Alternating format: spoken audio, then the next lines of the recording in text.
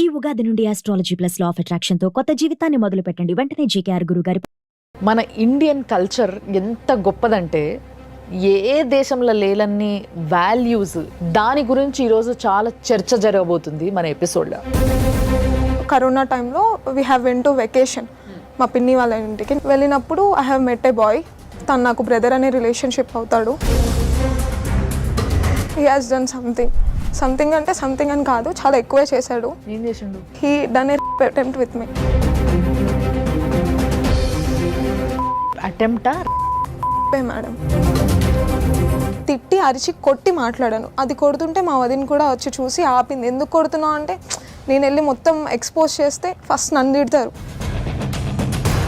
నువ్వు గుండె పైన చేసుకొని చెప్పు, నీకు కూడా ఫీలింగ్స్ ఉండే ఆయన పట్ల. No madam. ఎందుకు చేయడం లేదు ఎఫ్ఐఆర్ ఫైల్ వాళ్ళు? You have to take care of her, otherwise నువ్వు జైలుకి వెళ్తావు. ఇక్కడ you have to take care of her అంటే ఏందో నాకు అర్థం కాదు. అంటే లైక్ మ్యారేజ్ చేసుకోండి మేడం. మ్యారేజ్ చేసుకోమని వాళ్ళు ఎట్లా చెప్తారమ్మా? అది ఇక్కడ వాసవి మీకు ఏమవుతుంది? వాసవి మీ చెల్లెలా? డిస్కనెక్ట్. తల్లి ఫోన్ పెట్టేస్తుంది, అక్క ఫోన్ పెట్టేస్తుంది. ఆడోళ్ళమ్మా మీరు కూడా. సో కన్సీవ్ అవటం కానీ ఏం జరగలేదు కదా? లేదు అంటే కన్సీవ్ అయ్యి ఉన్నాను మేడం. ఇప్పుడు స్టిల్? Yes madam. సో ఈ ప్రెగ్నెన్సీని మనము నిలపగలుగుతామా? ఆ బిడ్డని ఏమనుకుంటున్నావు? It's a lifetime memory ma'am. నేను చేసిన ఇంకా ఇమ్మెచ్యూరిటీ అది. కానీ ఇంటెన్షనల్గా కాదు, అది సిచ్యువేషన్షిప్ డిమాండ్ చేసింది. నాకు నేను కమిట్ అవ్వాల్సి వచ్చింది. ఎంత అమ్మాయి మానసికంగా నలిగిపోయి ఉంటే దీనికంతా డబ్బులు ఇచ్చి వాడు ఊరికినే నేను క్లోజ్ చేస్తా. అఫెన్స్ ఎక్కడ జరిగినా ఆమె అమ్మాయి లైంగికంగా ఇంటర్ కోర్స్ జరిగింది అన్నప్పుడు మీరు బాధ్యతగా ఒక జీరో మీరు డిబేట్ చేయొద్దు సార్. ఎవరంటే పంపించండి. సమాజంలో ఒక బాధ్యత కలిగిన వ్యక్తులైన పోలీసు వ్యవస్థ సహా తప్పించుకొని తిరుగుతున్నది ఈ కేసులో. 18th morning first case AP హైకోర్టులో నీదే పడుతుంది. నీకోసం ఉద్యమమైన చేస్తాం కానీ ఈ కేసుని మాత్రం వదిలిపెట్టాం. నువ్వు అది మాత్రం దృష్టిలో పెట్టుకో, స్ట్రాంగ్ ఉండు. మన ఇండియన్ కల్చర్ ఎంత గొప్పదంటే ఏ దేశంలో లేనన్ని వాల్యూస్, ఏ దేశంలో లేనన్ని రిలేషన్షిప్స్, వాటికున్న విలువలు ఎక్కడ కూడా మీరు చూడలేరు, వినలేరు. ఏమీ లేదు. ఓన్లీ భారతదేశంలో మాత్రమే రిలేషన్షిప్స్కి చాలా వాల్యూ ఉంటుంది. ఎస్, వేరే దగ్గర కూడా ఉంటుంది, బట్ అంతకు మించి వాల్యూ మన దగ్గరనే ఉంటుంది. కానీ ఎప్పుడు వరకు ఉంటుంది అని అంటే, దాన్ని మనం కాపాడుకున్నంత వరకు ఉంటుంది. దాని గురించి ఈరోజు చాలా చర్చ జరగబోతుంది మన ఎపిసోడ్లో. ఎస్, డెఫినెట్గా ఏం జరగబోతుంది అనేది మీరు కూడా వెయిట్ చేసి చూడండి. దాన్ని మేము ఇంకొంచెం రివీల్ చేయడానికి ఈరోజు వచ్చిన కేసు ఏదైతే ఉందో దాన్ని మేము మాట్లాడడానికి రెడీగా ఉన్నాము. నాతో పాటు ఇద్దరు గెస్ట్లు కూడా ఉన్నారు. మీ అందరికీ తెలుసు, నాగేశ్వరరావు పూజారి గారు, the senior most advocate. Sir నమస్తే. And at the same time మంచి వాయిస్ వినిపించి మనకంటూ, అంటే ప్రతి ఒక్కరికి ఇక్కడికి ప్రాబ్లంతో వచ్చిన ప్రతి ఒక్కరికి నేనున్నా అంటూ ముందుగా మాట్లాడే మన బాపు బొమ్మ దివ్యవాణి గారు. అమ్మ నమస్తే. నమస్తే. ఈరోజు ఒక ఆడపిల్ల మన ప్రోగ్రామ్కి గుంటూరు నుంచి వచ్చింది. ఆడ నుంచి వెళ్ళి రాత్రి బయలుదేరి పొద్దునీడ దిగి మన ప్రోగ్రామ్కి వచ్చింది. ఒక్కతే వచ్చింది. అంత బాధ ఎందుకు, అసలు ఇంత దూరం ఎందుకు రావాల్సి వచ్చింది, న్యాయం ఎక్కడ జరగలేదు మరి ఈమెకి అనేది ఈరోజు తెలుసుకుంటున్నాం. నమస్తే వాసవి. నమస్తే మ్యామ్. చూస్తే చిన్నపిల్లలాగున్నావు. నీకు బేసిక్గా ప్రాబ్లం ఎందుకు వచ్చిందో నాకు అర్థమవుతలేదు. సో ఫస్ట్ ఏమైంది, ఎక్కడ మొదలైంది? యా మ్యామ్, నేను ఇప్పుడు ప్రెసెంట్ బీటెక్ 3rd ఇయర్ చదువుతున్నాను విజ్ఞాన్ కాలేజ్లో. 2020 జూన్ నాకు ఒక అబ్బాయితో మామూలుగా రిలేషన్షిప్ ఉండే, అంటే బ్రదర్ అండ్ సిస్టర్. అంటే నువ్వు ఇంటర్లో ఉండేనప్పుడు? Diploma 2nd year. కరోనా టైంలో we have went to vacation. మా పిన్ని వాళ్ళ ఇంటికి, నందిగామ, కృష్ణా జిల్లా. వెళ్ళినప్పుడు I have met a boy. తను నాకు బ్రదర్ అనే రిలేషన్షిప్ అవుతాడు. మంచిగా ఉండే ఒక 2 years. నేను కలిసిన ఒక 1 monthకి వాళ్ళ డాడీ ఎక్స్పైర్ అయ్యారు. సో తను ఎమోషనల్లీ అటాచ్డ్ నాకు. అప్పటి నుంచి నాకు 6 months యంగర్ నాకంటే. అంటే ఎలా మీకు రిలేషన్? మా అమ్మమ్మ వాళ్ళ అమ్మమ్మ కజిన్ సిస్టర్స్. దాని తర్వాత 2 years నార్మల్గానే కాల్స్ మాట్లాడుతుండే, డైలీ కొంచెం ఎడ్యుకేషన్కి సపోర్ట్ ఇస్తూ ఉండే, అంతా బాగుంది. మళ్ళీ వెకేషన్ కానీ సేమ్ నందిగామ వెళ్ళాను నేను. వెళ్తే ఒకసారి పైకి రా మాట్లాడదాము అంటే అప్పటికి మా పిన్ని వాళ్ళకి కొంచెం డిస్టర్బెన్సెస్ ఉండే. సో ఇంట్లో వద్దు పైకి రా, నేను వాళ్ళ ఇంటికి రాను అంటే ఓకే ఫైన్ బ్రదర్ అనే కదా అనేసి పైకి వెళ్ళాను. నాకు అప్పటికి ఐ డోంట్ రియలైజ్ అంటే దేనికో పిలుస్తున్నారు అని. పైకి వెళ్తే హీ హాజ్ డన్ సంథింగ్ అంటే సంథింగ్ అని కాదు, చాలా ఎక్కువే చేశాడు. ఏం చేసిండు? Like he done a attempt with మీ.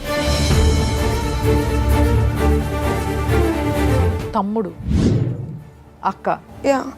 ఇంట్లో ఎవరు లేరా? లేదు, టెర్రస్ మీద ఉన్నాను కదా, సో ఎవరు లేరు. ఐ హ్యావ్ పోస్ట్ హిమ్ వద్దు అంటే దగ్గరకు వస్తుంటే నేను వేరే ఏదో జస్ట్ ఒక బ్రదర్లీ హగ్ అని అనుకున్నాను.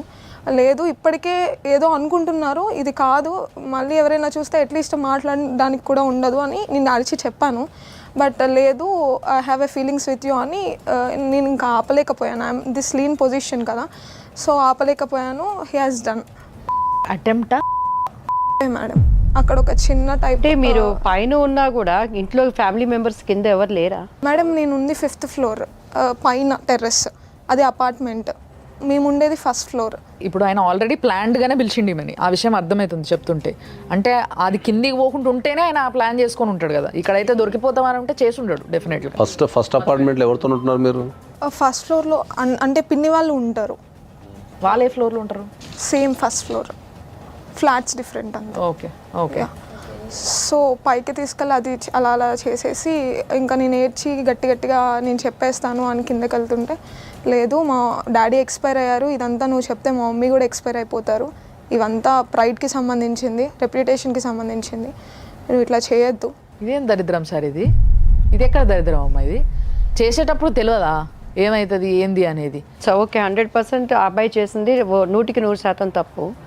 ఆడపిల్లగా నీ జీవితం ఇది, నీ జీవితాన్ని తను స్పాయిల్ చేశాడు అంటే నాన్న చేస్తాడు అమ్మ చేస్తాడు అని అంటే, ఒకవేళ మన స్వతంత్రానికి ముందు ఆడపిల్లలు అంటే అటువంటి మాటలు యాక్సెప్ట్ చేస్తారనుకోవచ్చు. నువ్వెందుకు మీ పెద్దవాళ్ళకి చెప్పలేదు? Madam I'm 18 or 19 at that age. నాకు అంటే ఎగ్జాక్ట్లీ 18 years దాటినాయా? 18 years దాటలేదమ్మా అప్పటికి? దాటాయి sir. Major. Yeah, but I don't know అంటే ఆ టచెస్ అవి బ్యాడ్ టచెస్ అని కూడా నేను ఫీల్ అవ్వలేకపోయాను మేడం. ఫీల్ అయ్యే లోపే సంథింగ్ హ్యాస్ హ్యాపెండ్. నేను ఆపగలిగాను, ఆపలేకపోయాను, అదే జోనర్లో ఉన్నాను. రియలైజ్ అయ్యి చెప్పేద్దాము అనే టైంలో మళ్ళీ తను వచ్చి బెదిరించడం ఇట్లా అని స్టార్ట్ చేశాను. లైక్ మా మమ్మీ చనిపోతారని. కొన్ని వాళ్ళ మమ్మీ చనిపోతుంది, మీ మమ్మీకి ఏమవుతుందిగా? ఈమె ఏంటంటే చిన్నపిల్ల, తెలియకుండా ఒకటి జరిగిపోయింది, తెలిసో తెలియకుండానో ఏదో ఒక హంగామలో జరిగింది, లేదా ఇద్దరు ఓకే అనుకోనే కంటిన్యూ అయ్యిండ్రు అనుకుందాం, అట్లా కూడా అనుకోవచ్చు. కానీ అది అయిన తర్వాత ఇప్పుడు ఇట్లా జరిగింది అని పోయి చెప్తే ఆడపిల్లని, మన సమాజంలో సార్ ఆడపిల్లని తల్లిదండ్రులు ఫస్ట్ ఆడపిల్లని తిడతారు, నువ్వు ఎందుకు పోయినావు వాడు పిలవంగానే మీదికి. ఫస్ట్ ఇక్కడ వస్తుంది ప్రాబ్లం. అంటే తల్లిదండ్రులు ఏమైపోతారంటే ఫస్ట్, ఇప్పుడు చాలాసార్లు నేను ఇలాంటి కేసెస్ కూడా చూసిన, ఇంటికి వెళ్ళి ఆడపిల్ల వాడు రోజు నా వెనకాల ఫాలో అవుతుందంటే నువ్వు వాడిని ఎందుకు చూస్తున్నావు రోజు? అసలు నీ చూపు వాడిపైన ఎందుకు ఉంటుంది రోజు? అంటే నువ్వు ఎక్స్పెక్ట్ చేస్తున్నావు వాడిని వెనకాల రావాలని. ఇలాంటి కేసెస్ చాలా జరుగుతున్నాయి. 100% మీరు చెప్పింది నేను ఒప్పుకుంటాను. కానీ అండి, మన సైడు మన ఆలోచనలో మన అంతరంగంలో ఏమీ లేనప్పుడు డెఫినెట్గా మన పెద్దవాళ్ళకి చెప్తాం.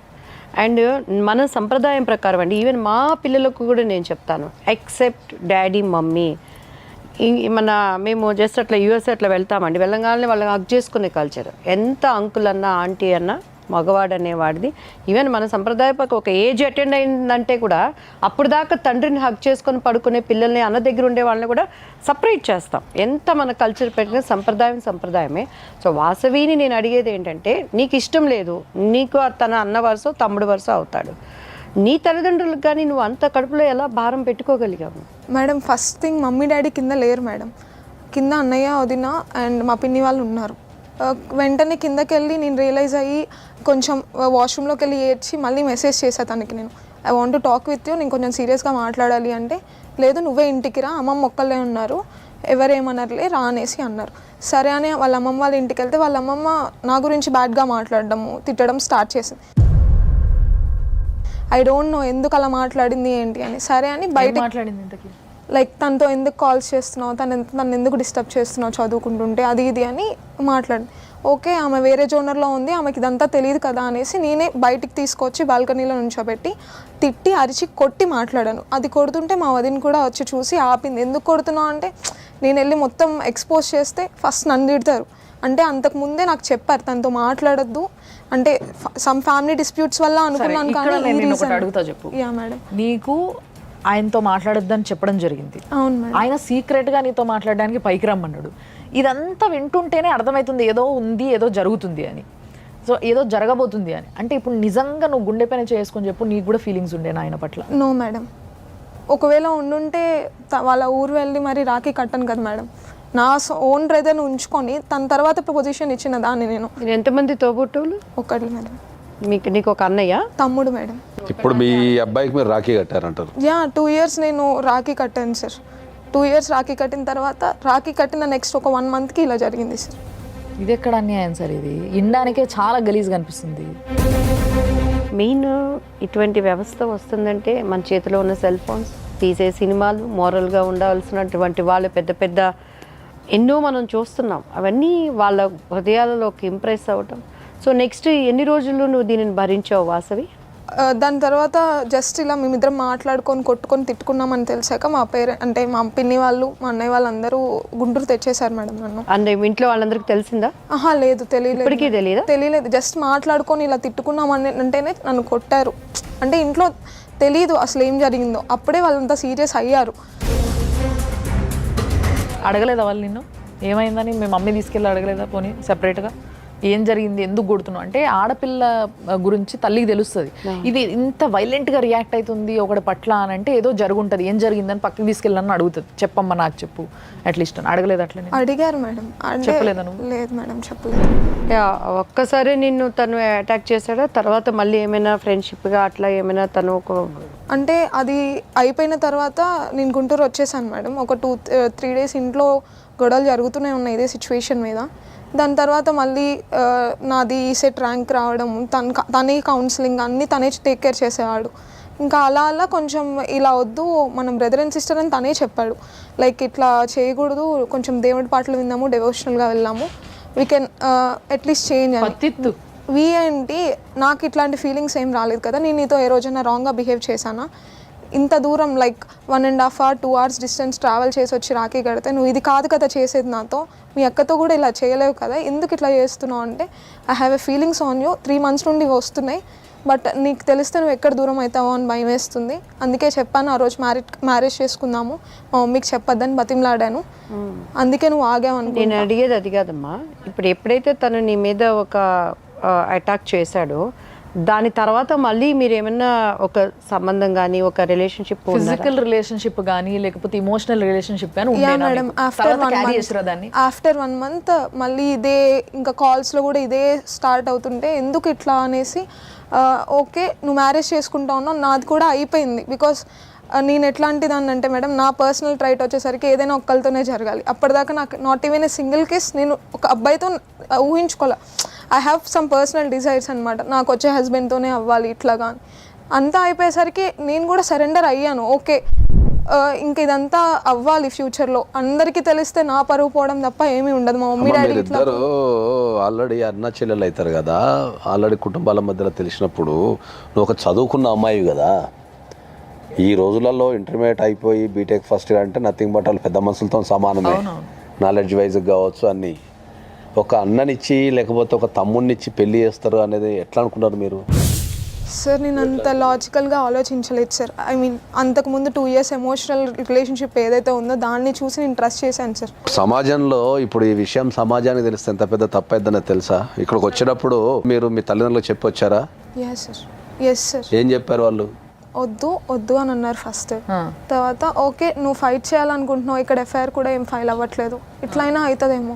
పోలీస్ కేసు యా 1 month నుండి తిరుగుతున్నాను మేడం. May 17th నుంచి నేను కేసు లేదు మేడం, ఎఫ్ఐఆర్ ఫైల్ చేయలేదు మేడం. ఎందుకు చేయడం లేదు ఎఫ్ఐఆర్ ఫైల్ వాళ్ళు? సార్ ఫస్ట్ దిశలో చేశాను సార్, ఒకసారి పిలిచారు, తనకి వార్నింగ్ ఇచ్చారు, అయిపోయిందేదో అయిపోయింది, you have to take care of her, otherwise నువ్వు జైలుకి వెళ్తావు మేము ఇలా 376 section కింద కడితే. ఇక్కడ you have to take care of her అంటే ఏందో నాకు అర్థం కాదు. అంటే లైక్ మ్యారేజ్ చేసుకోండి మేడం. మ్యారేజ్ చేసుకోమని వాళ్ళు ఎట్లా చెప్తారమ్మా? అదే సార్ మీ దగ్గర నుంచి నేను మ్యారేజ్ చేసుకొని చెప్పనీకి లేదు మనకు. ఎగ్జాక్ట్లీ. సో ఇది ఇప్పుడు నువ్వు వినాలి. ప్రపంచంలో ప్రతి దానికి ఒక రూల్ ఉంటుంది. మనం హిందూ మ్యారేజ్ యాక్ట్ ప్రకారం ఏంది అంటే కొన్ని రిలేషన్షిప్స్ని మనం మ్యారేజ్ చేసుకోనికి లేదు. మ్యారేజ్ అనేది ఎవరిని పడితే అలా చేసుకోనికి లేదు. అంటే చట్టపరంగా కూడా తప్పా సార్? చట్టపరంగా 100% తప్పది. చట్టపరంగా 100% తప్పది. ఇక్కడ కేసు మనకు హిందూ మ్యారేజ్ యాక్ట్లో ఎవరిని పెళ్లి చేసుకోవాలి లేకపోతే ఎవరిని చేసుకోవద్దు అనేది మనకు దాన్ని ప్రొహిబిటెడ్ రిలేషన్షిప్స్ అంటారు. ఒకటి నాగేశ్వరరావు గారు, ఇప్పుడు సొంత బ్లడ్ రిలేషన్కి అది ఉంటుందా, అంటే వీళ్ళు బీరకాయ పీస్ రిలేషన్ నేను అనుకోవటం నాట్ సొంత.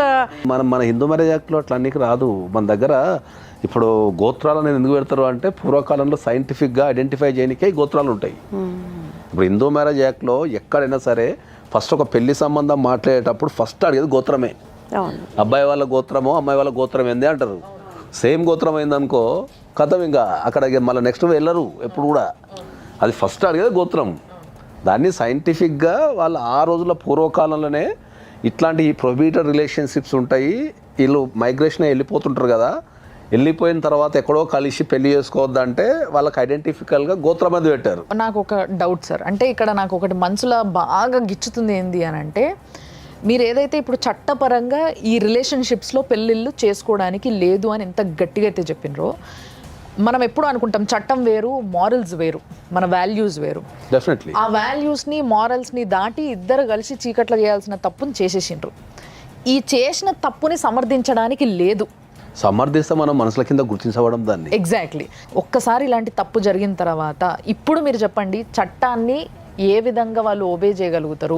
మరి ఒకవేళ చేయాలనుకుంటే ఈ పిల్లకి ఎట్లా న్యాయం జరుగుతుంది? అమ్మాయి ఒక మాట ఉపయోగించింది, తను మాట్లాడేటప్పుడు నువ్వు ఎలా చేసావంటే, నా లైఫ్లో తెలిసి కానీ తెలియక కానీ లేదో ఆ అమ్మాయిని బలవంతంగా అనుభవించినా కానీ ఒక్క మాట అంది, నా లైఫ్, నా జీవితం, నా యవ్వనం నా భర్తకే, ఒక్కడితోనే నేను ఉండాలని. కానీ 100 టైప్స్ ఆ మైండ్ నాకు that is again emotional point. So దీని ఎమోషనల్ పాయింట్ కూడా యాక్సెప్ట్ లేదు దాంట్లో.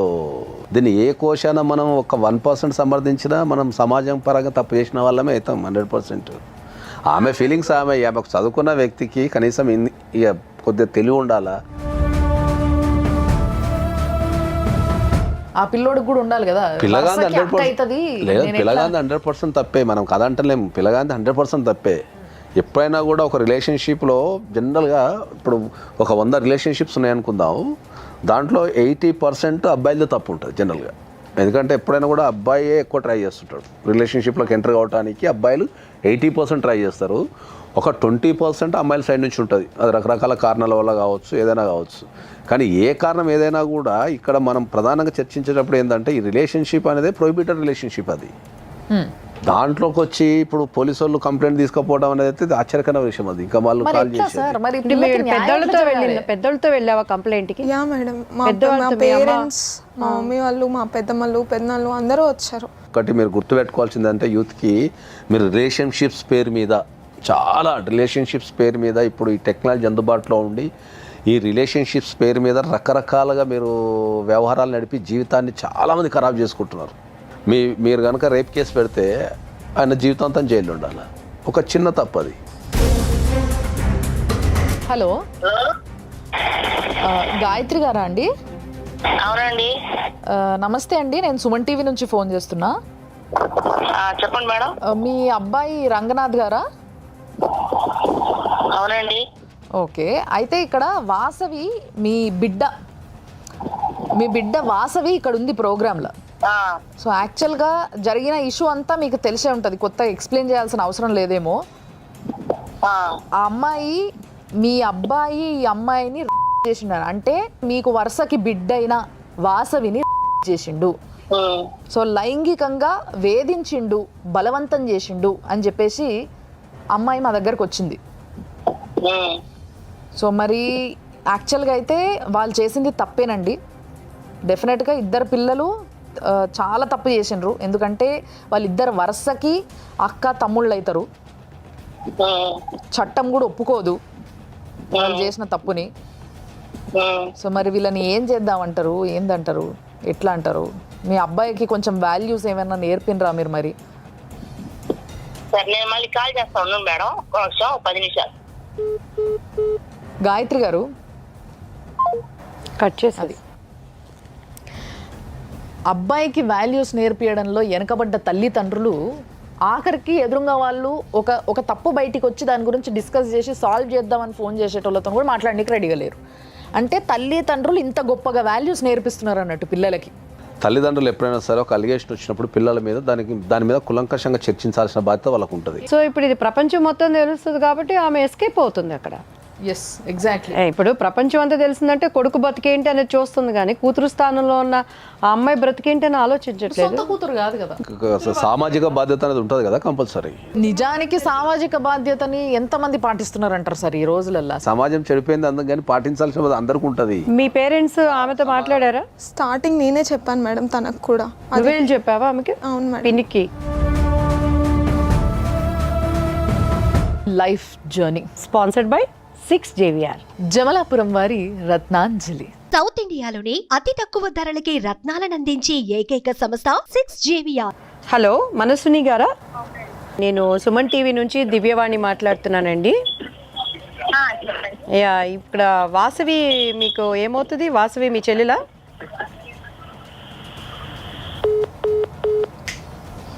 డిస్కనెక్ట్. అయ్యో, అసలు నిజంగా అబ్బాయి చేసిన తప్పుని మూసిపెట్టేది మళ్ళీ ఆడోళ్ళే. ఇది ఇంకో చండాలమైన పని. అసలు ఈడ్చి లాగి కొట్టి గిప్పదంతే మిగతా వాళ్ళందరూ సరిగ్గా లైన్లోకి రావాలి. ఆహా, అది వదిలేసి తల్లి ఫోన్ పెట్టేస్తుంది, అక్క ఫోన్ పెట్టేస్తుంది. ఆడోళ్ళమ్మ మీరు కూడా, మీ పైన కూడా ఇలాంటి అరాచకాలు జరిగితే తెలుస్తుంది ఆ నొప్పి ఎట్లుంటుందో, ఆ బాధ ఎట్లుంటుందో. ఇంత గలీజ్గా తయారైనారు సార్ అసలు నిజంగా. సార్ ఇప్పటికీ నాకు అసలు అర్థం కాని విషయం ఏంటంటే, చట్టం ఒప్పుకోదు, అట్లా పెళ్లి చేయడం కుదరదు అని చెప్పేసి అంటున్నారు. ఇప్పుడు ఈ పిల్లకి న్యాయం ఎట్లా జరగాలి ఫస్ట్ అది నాకు చెప్పండి. ఇమ్మీడియట్లీ మనం ఎఫ్ఐఆర్ బుక్ చేయాలా? ఆమె కంపల్సరీ ఎఫ్ఐఆర్ బుక్ చేయాలా? ఒక క్రైమ్ జరిగినప్పుడు పోలీస్ వాళ్ళు కంపల్సరీ ఎఫ్ఐఆర్ బుక్ చేయాల్సిన బాధ్యత ఉంటుంది. 3 సంవత్సరాల కంటే ఎక్కువ శిక్ష పడే అవకాశం ఉన్న దేంట్లోనైనా ఇమ్మీడియట్లీ ఎఫ్ఐఆర్ బుక్ చేయాలా? మనం చాలాసార్లు చెప్పినాం, మనం వితౌట్ ఎనీ ఎంక్వైరీ మనం చాలా సందర్భాలు చెప్పినాం. ఒక ఆడపిల్లకి గనక ఎక్కడైనా అన్యాయం జరిగినప్పుడు without any enquiry, without any place. ఇక్కడ ఇంకో దరిద్రం ఏంటంటే పోలీసు వాళ్ళకి కూడా తెలియదు వీళ్ళిద్దరికి పెళ్లి చేయడానికి ఎలిజిబిలిటీ ఉండదు, చట్టం ఒప్పుకోదని. అదే కదా చూడండి, అసలు పెళ్లి చేసుకోండి అని చెప్పిండ్రంటే ఇంకా చాలా మందికి దూరపు చుట్టాలు కదా, ఏం కాదు చేస్తుంటారు. కానీ ఇప్పుడు ఇంకా మొత్తం నా లైఫ్కి అంటే ఒక అమ్మాయికి ఏదెంత కెరీర్ లైఫ్ ఉన్నా కానీ మ్యారిటల్ లైఫ్ అనేది చాలా ఇంపార్టెంట్ మేడం. సో వాళ్ళ తాతగారు ఎవరైతే ఉన్నారో, రంగనాథ్ వాళ్ళ తాతగారు అండ్ వాళ్ళ రిలేటివ్స్ ఎవరైతే ఉన్నారో, మా కాస్ట్లో ఉన్న అన్ని సెక్షన్స్ ఆఫ్ పీపుల్కి ఆ అమ్మాయి మంచిది కాదు, అమ్మాయి మనీ కోసం చేసింది అని నా మీద వేరేవేవో చెప్తున్నారు మేడం. ఇఫ్ ఇన్ కేస్ నేను మనీ కోసమే చేస్తుంటే నాకు బావ వరుసో లేకపోతే ఇంకే వరుస అయి ఉన్న వాళ్ళతో నేను చేస్తుంటా, లైక్ ఇఫ్ ఇంటెన్షనల్లీ అయితే. కానీ ఇంటెన్షనల్గా కాదు, అది సిచ్యువేషన్షిప్ డిమాండ్ చేసింది నాకు, నేను కమిట్ అవ్వాల్సి వచ్చింది బికాస్ సిచ్యువేషన్ డిమాండ్స్. కానీ అలా కాకుండా మనీ కోసం చేసింది అంటే, ఒక మనీ అనేది ఇలాంటి క్యారెక్టర్ విషయంలోకి వస్తే అది చాలా పెద్ద మాట మేడం. ఇప్పుడు నాకు మనీ ఇచ్చో నా క్యారెక్టర్ని, నా వర్జినిటీని తీసుకురాలేరు మేడం ఎవరు. నీకు ఇప్పుడు అంటే ఏం అనుకోకమ్మా, మేడం కన్సీవ్ అవటం కానీ ఏం జరగలేదు కదా? లేదు, అంటే కన్సీవ్ అయ్యి ఉన్నాను మేడం ఇప్పుడు స్టిల్. ఎస్ మేడం, నేను 1 month నుంచి పోలీస్ స్టేషన్లో కూడా ఇదే మాట చెప్తున్నాను మేడం. ఎన్నో నెల? It's 3rd month madam. నేను రంగనాథ్కి కూడా చెప్పాను మేడం, వాళ్ళ మదర్కి చెప్తే అయితే ఏంటంట, ఏం చేయమంటావు మమ్మల్ని.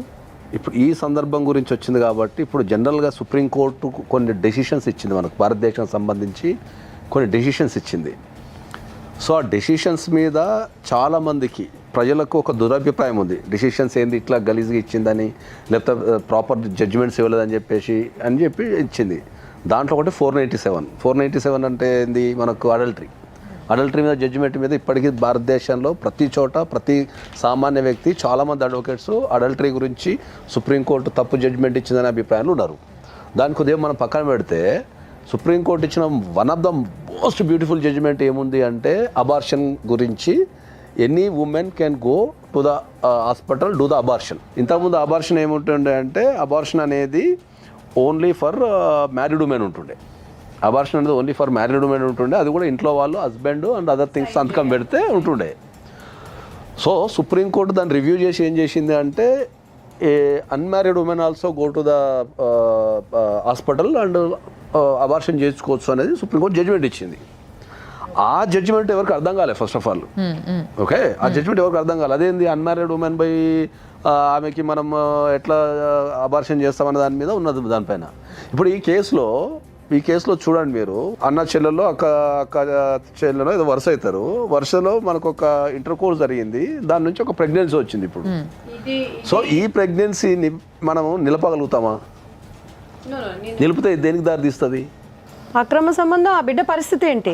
ఇప్పుడు ఏం చెప్పుకుంటారు? బిడ్డ పరిస్థితి ఏంటి? సుప్రీంకోర్టు ఇప్పుడు ఒకటి సార్, దేశంలో ఇట్లాంటి మహిళలు ఉన్నారు కాబట్టి ఈ జడ్జిమెంట్ ని తెచ్చారు దాన్ని. ఇప్పుడు ఒకటండి, ఇక్కడ ముఖ్యంగా ఆడపిల్లగా మానసిక పరిస్థితి, ఆ అమ్మాయి కన్నెత్వాన్ని కానీ తన సంసార జీవితం కానీ ఆ అమ్మాయి ఇంకొకరితో చేయలేదు. ఈ రంగనాథ్, నీకు సుమన్ టీవీ విధంగా చెప్తున్నాం, నీకు శిక్ష మామూలుగా ఉండదు. మీ తల్లిదండ్రులకు కానీ నీకు ఆ అమ్మాయికి జరిగిన అన్యాయానికి నీకు జరగబోయేది ఏంటనేది ట్రీట్మెంట్ మామూలుగా ఉండదు. సెకండ్ వన్ వచ్చి, ఇంతకుముందు అబార్షన్ అట్లా ఏమన్నా అయిందా? ఇప్పుడే మేడం కన్సీవ్. ఇప్పుడు పోలీసులు చూస్తే ఆ అమ్మాయికి వివాహం చేసుకోమని చెప్తున్నారు. లేదు, ఇదైతే చాలా దారుణం. పోలీసు వాళ్ళకు కన్సీవ్ అయినా అని చెప్పినా కూడా కేసు తీసుకోవడం అనేది అయితే అత్యంత దారుణం. ఎక్కడికి పోతే సార్ ఒక ఆడపిల్ల? ముఖ్యంగా పిల్లోడు తల్లి ఉంది, అసలు సిగ్గు శరం లాంటివి ఏమైనా ఉన్నాయమ్మా గాయత్రమ్మ? నీకు ఫోన్ ఎత్తి పెట్టేసిన ఇంత రెస్పాన్సిబిలిటీ లేదమ్మా? నీ బిడ్డ మీద గిట్లాంటి అఘాయిత్యం జరిగితే గిట్లనే మాట్లాడతావా నువ్వు? ఏమన్నా తెలివి ఉన్నదా మాట్లాడేటందుకు? అయితే ఇప్పుడు ఏం చేయాలి? నా కొడుకు కడుపు వేస్తే నేను ఇప్పుడు ఏం చేయాలనా చెప్పాలా నేను? కౌన్సిలింగ్ అనేది యూత్కి ఎవ్రీ డే కానీ ఎవ్రీ వీక్ కానీ స్పెషల్గా టైం తీసుకొని కౌన్సిలింగ్ అనేది ఇవ్వాలని చెప్తున్నాం మనం. ఇప్పుడు ఎవరు ఎంత బిజీగా ఉన్నా కూడా ఒక ఫ్యామిలీ మీటింగ్ అనేది వీక్లీ వన్స్ పెట్టుకొని ప్రవర్తన ఎట్లుంది, బిహేవియర్స్ ఎట్లున్నాయి, డెవలప్మెంట్స్ ఎట్లున్నాయి, ఇవన్నీ గమనించాల్సిన బాధ్యత తల్లిదండ్రులు. ఇప్పుడు అమ్మాయి కోర్టుకు వెళ్తుంది రేపు పూజారి గారు, ఆ అమ్మాయికి DNA టెస్ట్లు కానీ లేదు ఇప్పుడు ఇలా జరిగిన టెస్ట్ కానీ ఈజ్ ద ప్రూఫ్, ఆయన ఎవిడెన్స్ రావాలి కదా. ఒకటి చట్ట ప్రకారం ఇప్పుడు ఆ అమ్మాయి పెళ్లి చెల్లదని మీరు అంటున్నారు. ఇప్పుడు యాక్సెప్ట్ చేసి కానీ సరే దూరంగా ఉన్నారో అక్క చెల్లెల్లో ఏదో, ఇప్పుడు అమ్మాయి మనసు పరిస్థితి ఏంటి? రేపు ఇంకొకరికి తన శరీరాన్ని అప్పగించగలదా? ఈరోజు సుమన్ టీవీ ద్వారా అమ్మాయి బ్రతుకు ప్రపంచం మొత్తం చూస్తున్నప్పుడు తను ఏ దృక్పథంతో వచ్చిందంటే రేపు ఇటువంటివి ఇంకొకరికి జరగకూడదు, ఆ దోషికి శిక్ష పడాలి. సో ఇప్పుడు ఈ అమ్మాయి అభాషణ చేయించుకోవడానికి లేదు, ఆ బిడ్డకు తండ్రి ఎవరు అని చెప్పడానికి లేదు. తోబుట్టువుల మధ్య, సమాజం మధ్య సంరక్షించాల్సినటువంటి పోలీసులు కూడా, చట్టాలు లాలు తెలిసిన వాళ్ళు కూడా మీరు పెళ్లి చేసుకోండి అని చెప్పి పేరెంట్స్తో వచ్చి ఆ అమ్మాయికి కేసు తీసుకోలేదు అంటే ఎవరి ద్వారా న్యాయం చేయాలి? ఫస్ట్ దిశకి వెళ్ళాను సార్, దాని తర్వాత నేనే ట్రాన్స్ఫర్ చేయించేసారు. అంటే కొంచెం ఎలక్షన్స్ టైంలో ఉన్నారు, కొంచెం లాగ్లో ఉందని లోకల్ పోలీస్ స్టేషన్కి వెళ్ళాను సార్. వెళ్తే వాళ్ళు పిలిచారు సార్, ఒక డే మొత్తం లాకప్లో ఉంచారు సార్. లాకప్లో ఉంచిన తర్వాత వాళ్ళ మమ్మీ వచ్చి రిక్వెస్ట్ చేశారు, నాకు ఒక 2 days కావాలి టైమ్, మేము పెద్దవాళ్ళతో మాట్లాడి వస్తామంటే ఓకే అని అనుకున్నాం. వెనస్డే వస్తామని చెప్పి వెనస్డే రాలేదు మేడం. ఏమన్నా కాల్ చేస్తే నాకు ఇలా చేజర్ల శివ అని ఒక ఆయన ఉన్నారు, ఆయన అండ ఉంది, పోలీసులతో మేము మాట్లాడుకుంటాం. మా రిలేటివే సార్. ఏం చేస్తారు ఆయన సమాజంలో? ఏం చేస్తారు? ఏం జాబ్ చేస్తారా, బిజినెస్ చేస్తారా, పొలిటీషియనా? ఏం చేస్తారు? పొలిటీషియన్స్ వెనక ఉంటారని తెలుసు సార్, కానీ ఏమవుతారు? రిలేషన్ అంటే ఏంటి మీకు? నాకు బాబాయ్ అవుతారు సార్, మా పెద్దనాన్న వల్ల తమ్ముడు. ఓకే, ఆయనకి ఏమవుతాడు? తనకి చాలా దూరం చుట్టం సార్. ఈ కొనుజర్ల శివ కాపాడుతున్నాడా కేసు కాకుండా? వాళ్ళ సైడ్ ఉండి వాళ్ళని సపోర్ట్ చేస్తూ వాళ్ళని సేవ్ చేస్తున్నారు. ఆయనకు తెలుసా ఈ విషయం అమ్మా? ఎస్, మొత్తం తెలుసు సార్. అంటే యాక్చువల్లీ పోలీసెస్ దగ్గర నుండి కూడా సేవ్ చేసింది ఆయనే అని.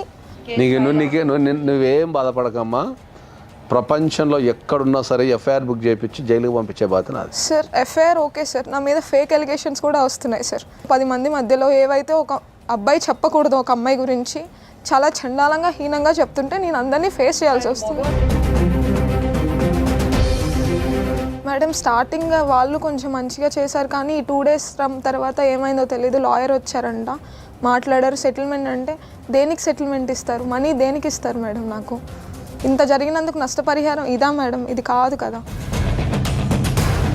అండ్ ఆఫ్టర్ దట్ ఇది మా జ్యుడిక్షన్లో రాదు, ఇది ఇన్సిడెంట్ ఇక్కడ జరగలేదు, మేము కేసు ఎఫ్ఐఆర్ ఫైల్ చేయడానికి మాకు ఎటువంటి రైట్స్ లేవు అనేసి సిఐ చెప్పారు. 100 సార్లు చెప్పినాం మనం, జీరో ఎఫ్ఐఆర్ అంటారు దాన్ని. ఒక్కసారి అది కూడా అడిగాను సార్, ఇది నా mother police station, I can file zero FIR. నీకు పోలీస్ స్టేషన్లో ప్రాబ్లం వచ్చినప్పుడు మీ దగ్గర సెల్ ఫోన్స్ ఉంటాయి, ఇమ్మీడియట్లీ మీరు ఒక దగ్గరలోనే ఒక మంచి అడ్వకేట్ని సంప్రదిస్తే వాళ్ళు మీ తరపున పోరాడతారమ్మా, వాళ్ళు శిక్షణ తీసుకుంటారు. కూడా కాల్ చేశాను సార్, మీరు అడ్వకేట్ కాల్ చేశారు? తనే చెప్పారు సార్, ఇది మదర్ పోలీస్ స్టేషన్ అమ్మా, జీరో ఎఫ్ఐఆర్ కూడా ఫైల్ అవుతుంది, అది అడుగమ్మా నువ్వు గట్టిగా అనేసి. ఆయన అడగాలి కదా మీ తరపున. అంటే తను రాలేదు, ఈ ఎలక్షన్ డ్యూటీస్ వల్లే కొంచెం. అడ్వకేట్కి ఏం ఎలక్షన్ డ్యూటీ ఉంటుంది?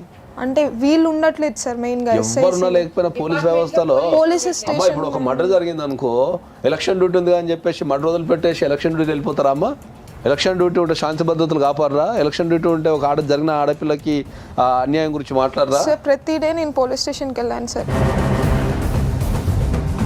కాదండి, ఇప్పుడు ఆ అమ్మాయి ఎన్ని భరిస్తుంది? ఒక మగవాడి అహంకారానికి తన జీవితం నాశనం చేసుకొని ఇంట్లో వాళ్ళకి బయట వాళ్ళకి చెప్పుకోలేక మళ్ళా అమ్మాయితో వాడి రిలేషన్షిప్ కంటిన్యూ చేసి ఆ ఏజ్కి అమ్మాయి పోలీస్ స్టేషన్ గడప ఎక్కిందంటే ఇంత ఫెసిలిటీ పెట్టుకొని మనమే ఏదన్నా ఉంది పోలీస్ స్టేషన్ కాలు పెట్టడానికి మానసికంగా ఒక ధైర్యం కావాలి. ఎందుకు వెళ్తున్నాం పోలీస్ స్టేషన్కి అనేది కోర్టులు చట్టాలు కాపాడుతున్నా కూడా ఎంత అమ్మాయి మానసికంగా నలిగిపోయి ఉంటే దీనికంతా డబ్బులు ఇచ్చి వాడు ఊరికినే నేను క్లోజ్ చేస్తా సార్, చేజళ్ళ శివ అయితే ఏంటి, వాళ్ళ తాత అయితే ఏంటండి, ఎంతమంది అమ్మాయిలు ఇలా బలైపోవాలి? డిపార్ట్మెంట్ వాళ్ళకు కూడా సార్ ఈ కేసులో ఎవరైతే అమ్మాయికి సపోర్ట్ చేస్తున్నారో, ఎవరైతే ఆమె కేసు తీసుకోలేదో చట్ట ప్రకారంగా వాళ్ళని కూడా మీరు చర్యలు తీసుకోవాలి. ఇప్పుడు ఆ పిల్ల డబ్బు ఆశ కలిగిందే అయితే డబ్బు తీసుకొని నేను సెటిల్ చేసుకుంటాను అనేదిగా వాడేసే నిందలు కాక సొమ్ము పోయేసని బట్టి అని తన కన్యత్వాన్ని పోగొట్టుకొని తన అవమాన పాలైపోయి ఇంకా తన మీద బ్లేమ్ చేయటం. నిజంగా చెప్తున్నాను, ఇది లైక్ ఎవరి వైఫ్ అండ్ హస్బెండ్లో కూడాను కొద్దిగా కష్టపడే భార్య బయటికి వెళ్తుందంటే ఇగోతో ఉన్న మగవాళ్ళు ఎటువంటి బ్యాడ్ వర్డ్స్ మాట్లాడే ఎన్ని నా దగ్గరికి కేసు కౌన్సిలింగ్ కోసం వస్తాయంటండి. ఇది నిజంగా చాలా చాలా ఘోరమైన కేసు సార్. మన దగ్గరకు వచ్చిన వాటిల్లో దారుణం అసలు. ఇది సపోర్ట్ చేయాల్సిన బాధ్యత మన పైన ఉంటుంది. మీరు ఇప్పుడు అది బిఫోర్ ఏదైతే మీరు ఇంటర్ కోర్స్ ఫస్ట్ టైం జరిగిందో దానికంటే ముందు మీ మధ్యలో చాటింగ్లో ఏమైనా అసభ్యకరమైన మెసేజ్లు ఏమైనా ఉన్నాయమ్మా? దానికి ముందు ఏం లేదు సార్, దాని తర్వాతే ఉన్నాయి సార్. ఇప్పుడు ఈ కాన్వర్సేషన్ రికార్డ్ ఉందా తను మాట్లాడింది? ఎప్పుడైనా మాట్లాడినాయి కానీ వాయిస్ చాట్స్ కానీ? అంటే తెలియదు కదా మేడం, ఇలా చీట్ చేస్తారు, ఇలా రికార్డింగ్స్. నేను ఒకటి అడుగుతాను Vasavi, Yes.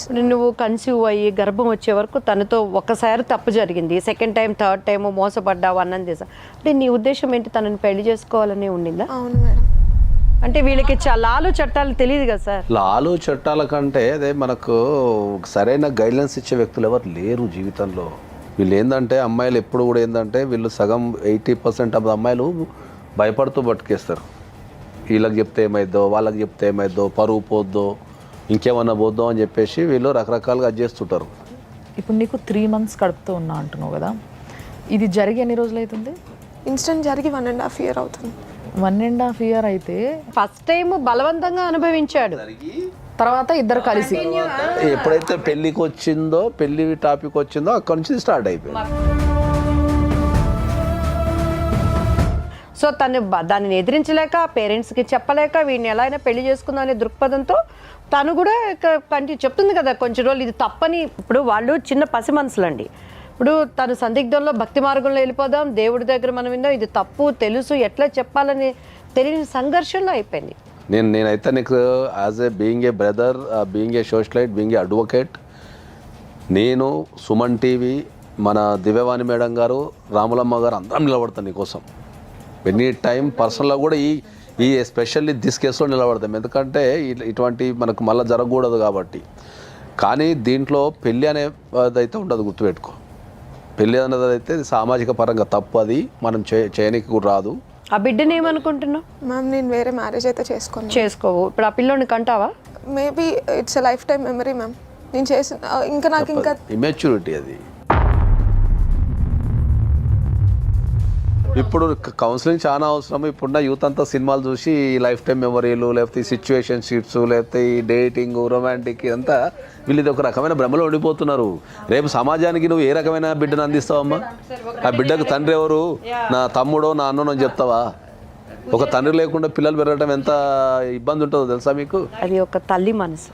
I can understand madam. ఇప్పుడు కాదమ్మా, ఇక్కడ తల్లి మనసు, పసిబిడ్డ, ఇదంతా కాదు ఇక్కడ మ్యాటర్. అది కానే కాదు. సార్ చెప్పే దాంట్లో అబ్సల్యూట్లీ కరెక్ట్ పాయింట్ ఉంది. ఈమెనేమో మెమరీ కింద ఉంచుకుంటుంది, ఓకే, ఇంకొకరిని పెళ్లి చేసుకోదు. ఆమెకు కావాల్సిన లైఫ్లో ఆమె ఏం అనుభవించాలో ఏం అనుభవించొద్దు అన్నీ అనుభవించేసింది ఆల్రెడీ ఇంత చిన్న ఏజ్కే. సో ఇప్పుడు పిల్లోడు బయటకు వస్తాడు, పిల్లనో బయటకు వస్తుంది. వచ్చిన తర్వాత ఫస్ట్ సింగిల్ పేరెంట్గా పెరగాల్సి వస్తుంది. పెళ్ళి కాని తల్లి అని చెప్పుకోవాలా వద్దా అర్థం కాని పరిస్థితుల్లో వాడికి తెలివి వచ్చినప్పుడు ఇరుక్కుపోతాడు. ఒకటి. రెండోది, తండ్రి ఎవరు అని అంటే నా తమ్ముడు అని చెప్తుందా ఆమె? హలో హలో సార్, నమస్తే సార్. నమస్తే అండి. సార్ నేను నాగేశ్వరరావు పూజారి అడ్వకేట్ని మాట్లాడుతున్నాండి. చెప్పండి. సార్ ఏం లేదు, మీ దగ్గర ఒక కంప్లైంట్ ఉందంట సార్. అది వాసవి అనే ఒక అమ్మాయి కంప్లైంట్ ఇచ్చిందట కదా మీ పోలీస్ స్టేషన్లో. దేని గురించి? వాళ్ళ కజిన్ అయ్యే వ్యక్తి కొద్దిగా లైంగికంగా వేధించాడు అని చెప్పేసి మీకు ఒక కంప్లైంట్ ఇచ్చారట మీ పోలీస్ స్టేషన్లో. దానిపైన ఏ రకమైన చర్యలు తీసుకోలేదు మీరు అని చెప్పి ఆ అమ్మాయి మా దగ్గరకు వచ్చిందండి. దాని గురించి ఏం జరిగిందో కనుక్కుందామని ఫోన్ చేశాను సార్ నేను. వాళ్ళు నిన్న వస్తా ఉన్నారు, రాలేదే సార్. అది ఒక విషయం. అది ఆ అమ్మాయి ఆమె లైంగికంగా వేధించబడింది, సెక్సువల్ ఇంటర్ కోర్సు ఫోర్స్ఫుల్గా జరిగిందని చెప్తున్నారు సార్. అది అమ్మాయి చాలా క్లియర్గా అయితే జరిగింది. ఆమె ఏమంటుందంటే నందిగాంలో జరిగిందని చెప్పి చెప్తున్నారు. అవునండి, అదే రమ్మని చెప్పాము మాట్లాడటానికి. ఇంకొకటి ఏంటంటే మీరు అక్కడైనా కంప్లైంట్ ఇవ్వచ్చు కదా అని చెప్పేసి అన్నాం. అవునండి. అంటే ఆమె ఇక్కడే తిరుగుతుంది. ఓకే, రమ్మన్నాం, రాలేదు మళ్ళీ. సార్ ఇప్పుడు ఈ అఫెన్స్ ఎక్కడ జరిగినా ఆమె అమ్మాయి లైంగికంగా ఇంటర్ కోర్స్ జరిగింది అన్నప్పుడు మీరు బాధ్యతగా ఒక జీరో మీరు డిబేట్ చేయొద్దు సార్. ఆవిడంటే పంపించండి. నేనేం డిబేట్ చేయడం లేదండి. సమాజంలో ఒక వ్యక్తి కింద అడుగుతున్నా నేను. ఎన్ని రోజులైంది నువ్వు వెళ్ళి కంప్లైంట్ తీసుకోమని చెప్పి? సమాజంలో ఒక బాధ్యత కలిగిన వ్యక్తులైన పోలీసు వ్యవస్థ సహా తప్పించుకొని తిరుగుతున్నది ఈ కేసులో. మీరు పోలీస్ అనే ఒక మర్యాద గల పొజిషన్లు ఉన్నారు కాబట్టి ఎవ్వరేం అనలేకపోతున్నారు. ముఖ్యంగా మేమేం అనలేకపోతున్నాం, కానీ మీకు రెస్పెక్ట్ ఇస్తున్నాం. అంటే మా బాధ్యత మేము ఇది చేయాలి కదా, మేము కంప్లీట్ చేయాలి కదా ఫస్ట్ ఒకళ్ళని అనేటప్పుడు. సో అందుకోసం మిమ్మల్ని ఏం అనలేకపోతున్నాం, కానీ మీరు మీ బాధ్యత ఎంతవరకు కరెక్ట్ చేస్తున్నారు ఒకసారి ఆలోచించండి. ఒక సిఐ అయ్యి ఉండి అంత పెద్ద పొజిషన్లో ఉండి మీరు ఇట్లా ఒక అడ్వకేట్తోనే మీరు ఇట్లా మాట్లాడినరంటే ఒక సామాన్యురాలు కేసీ అని వచ్చుంటే మీరు ఎట్లా మాట్లాడి ఉంటారు అనేది ఈయనే ఊహించుకోవచ్చు. ఎవరు లేని అభాగ్యురాలు కదా, తనకి ఎవరు సపోర్ట్ లేదు కదా. సో ఆడదాని చరిత్ర అట్లా. పైగా ఇప్పుడు మీతో మాట్లాడుతూ ఏమంటున్నాడు సార్, తను నిన్న మొన్న వచ్చి కేసు పెట్టినట్టు వెళ్ళిపోమని. అమ్మాయి 20 రోజుల నుంచి తిరుగుతుందట.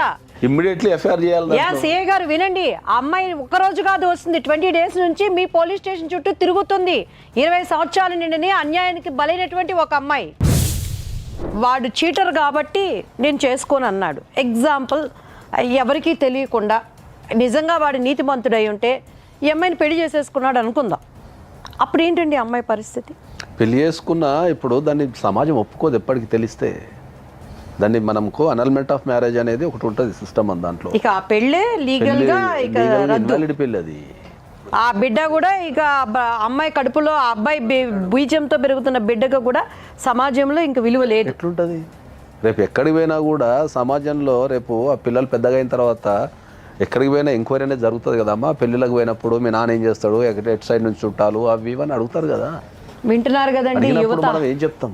ఇవాళ తప్పించుకున్న ఒక దశలో అది కావాల్సిందే కదా. ఖచ్చితంగా నాకు తెలిసి ఏపీ హైకోర్టు అనేది 18వ తారీఖు ఓపెన్ అవుతుందమ్మా. 18th morning first case AP హైకోర్టులో నీదే పడుతుంది. నేను స్వయంగా ఏపీ హైకోర్టుకు వచ్చి ఇమ్మీడియట్లీ పోలీసు వాళ్ళ మీద ఆ వ్యవస్థ మీద వేసి నేను ఇమ్మీడియట్లీ 19th లోపు మీకు ఎఫ్ఐఆర్ చేయించే బాధ్యత నాది. నీకోసం ఉద్యమమైన చేస్తాం, కానీ ఈ కేసుని మాత్రం వదిలిపెట్టాం. నువ్వు అది మాత్రం దృష్టిలో పెట్టుకో, స్ట్రాంగ్ ఉండు. కానీ నువ్వు చేసింది ముమ్మాటికి తప్పు. 376 కేసు కనుక పడితే డెఫినెట్లీ 10 సంవత్సరాలు జైలు శిక్ష మినిమం పడుతుంది. చూడు వాసవి, నేను ఒకటి చెప్తానమ్మా, నీ వయసు 20 సంవత్సరాలు, ముక్కు పచ్చడారి జీవితం, నీకు ఇంకా ఏమి భవిష్యత్తు అయిపోలా. నువ్వు ఈరోజు టీవీ ద్వారా వచ్చావంటే నీ లైఫ్ మొత్తం ప్రపంచం మొత్తం 4 గోళ్ళ చూసింది, నీ కుటుంబీకులు తెలిసింది, నందిగామ పోలీస్ స్టేషన్ వరకు వెళ్ళింది, ఈరోజు ప్రపంచం మొత్తం వింటుందని కూడా నువ్వు వచ్చావంటేనే నీలో ఒక మానసిక ధైర్యం ఉన్నటువంటి నువ్వు అమ్మాయివి. సో పెద్దవాళ్ళ కౌన్సిలింగ్ తీసుకొని రేపు ఆ బిడ్డ భవిష్యత్తు. ఎందుకంటే నేను ఇంత ఓపెన్గా ఎందుకు అడుగుతున్నానంటే ఇటువంటి తప్పు జరిగినప్పుడు ఒకటి అవసరమైతే వాడు మళ్ళీ జీవితంలో ఆడదానికి సంసారానికి పనికి రాకుండా నీకు శక్తి ఉంటే చెయ్యి. ఆ తర్వాత జరిగేదేంటో నీ వెనకాల పెద్దోళ్ళు చూసుకుంటారు. లేదు నిన్ను పెంచి పోషించి రక్త మాంసాలు ఇచ్చే నీ పేరెంట్స్కి నీకు ఇష్టం లేక జరిగినప్పుడు డెఫినెట్గా నువ్వు చెప్పాల్సిన బాధ్యత నీది. నిన్ను గుండెల్లో పెట్టుకుంటారు. లేదు దాన్ని కంటిన్యూ అవ్వకుండా ఒక పసిబిడ్డ ప్రాణం చేసి తీసేటువంటి హక్కు ఈ భూప్రపంచంలో ఎవరికీ లేదు. ఆ పాపం ఎప్పుడు కూడా చట్టాలు కోర్టులు ఇక్కడ ఉంటాయి, కానీ హెవెన్లీ కోర్టు అనేది ఒకటి ఉంటుంది. దాని ముందు ఎప్పుడు మనం దోషులుగా నిలబడతాం. కానీ ఈ ఎపిసోడ్లో ఎంతమంది ఇన్వాల్వ్మెంట్ ఉన్నారో అంతమంది తప్పించుకునే తిరుగుతున్నారు, ఇంక్లూడింగ్ పోలీస్. అది చాలా చండాలమైన విషయం. అది సమస్య మీద ప్రతి ఒక్కరికి అవగాహన ఉంది. ఆ సమస్య నుంచి ఎట్లా తప్పించుకుందామనే ఆలోచనలో ఉన్నారు తప్ప ఒక జరిగిన వాస్తవాన్ని దాన్ని ఎట్లా సరిదిద్దాలా, ఎట్లా దాన్ని చేయాలనే కనీస అవగాహన కూడా లేదు.